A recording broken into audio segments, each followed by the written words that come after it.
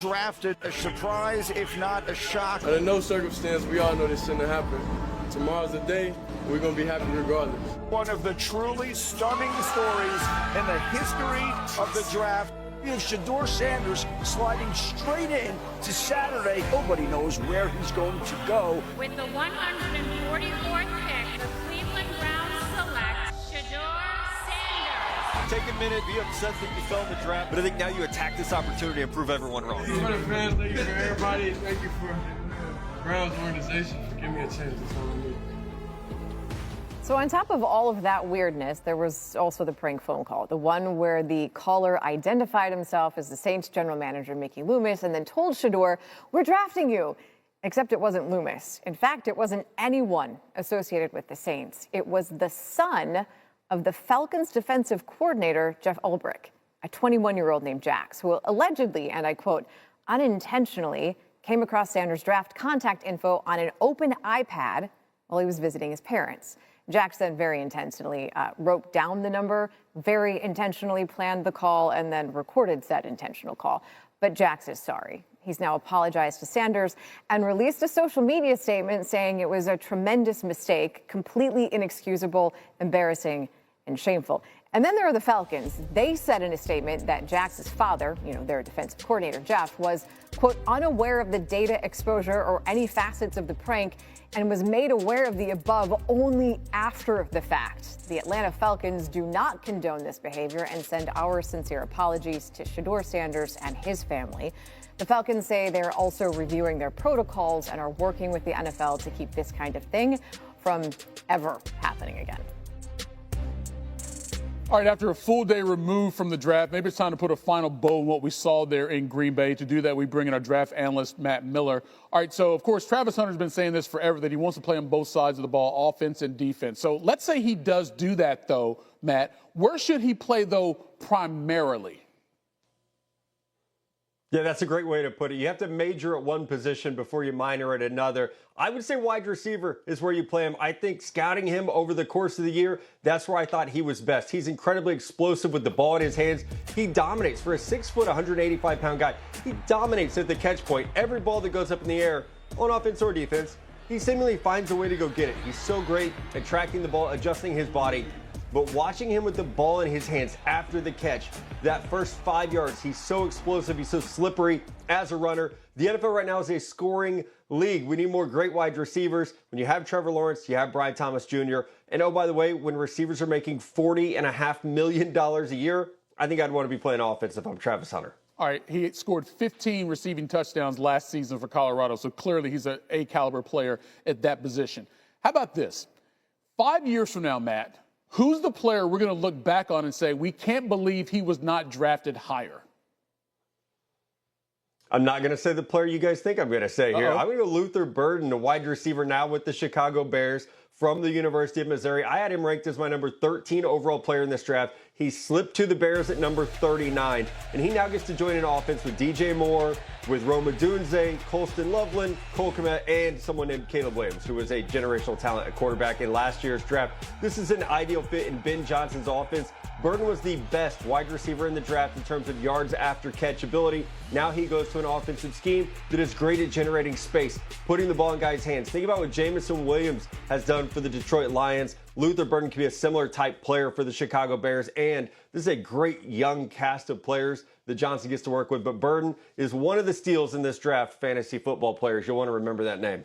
Matt, I know this is part of your job description, but I've always been hesitant about giving grades to draft classes because you really can't judge them until they get on the field and play 2, 3, 4 years down the road. But let me ask you this. Let me phrase it this way.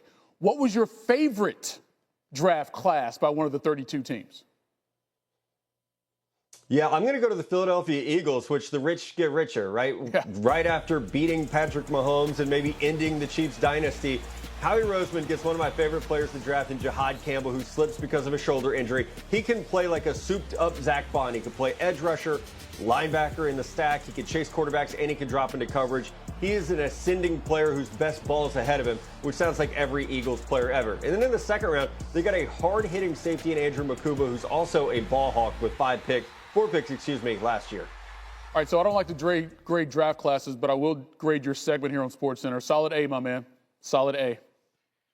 Appreciate it. Matt Miller here on. All right, the smoke has cleared. Time for a debrief on the 3 days in Green Bay from our draft analyst, Matt Miller.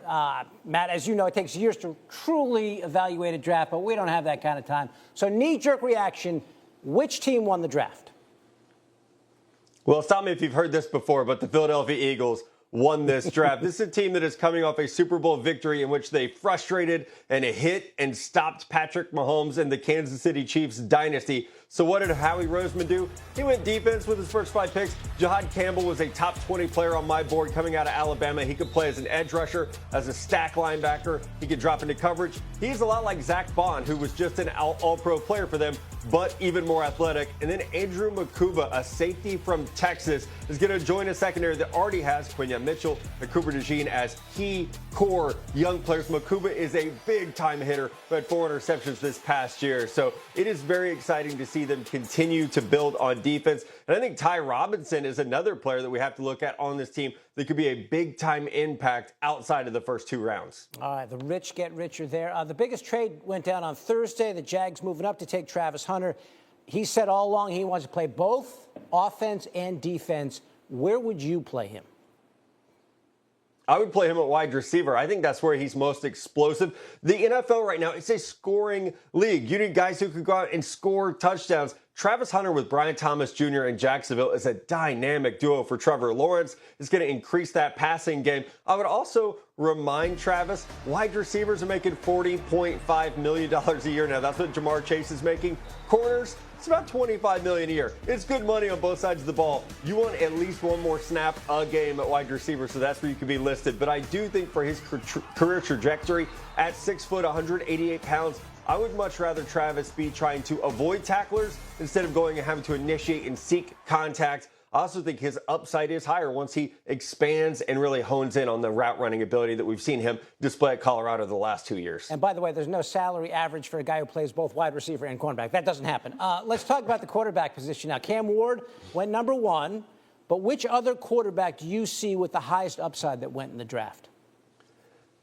Yeah, David, when I think about upside, I think about traits, rare traits. Jalen Milroe, who is now a Seattle Seahawk, has rare traits as a runner and both as a deep ball passer. The beautiful thing about Seattle is he's going to now have time sitting behind Sam Darnold where he can learn, he can develop, he can start to work on some of the technical issues that plagued him late in the 2024 season. But Jalen Milroe is an incredibly hard worker. He's an incredibly bright young man. And again, the running tools that he has, I bet we see him in some packages in his rookie year. A lot like Jalen Hurts, a lot like Lamar Jackson were used in their rookie seasons.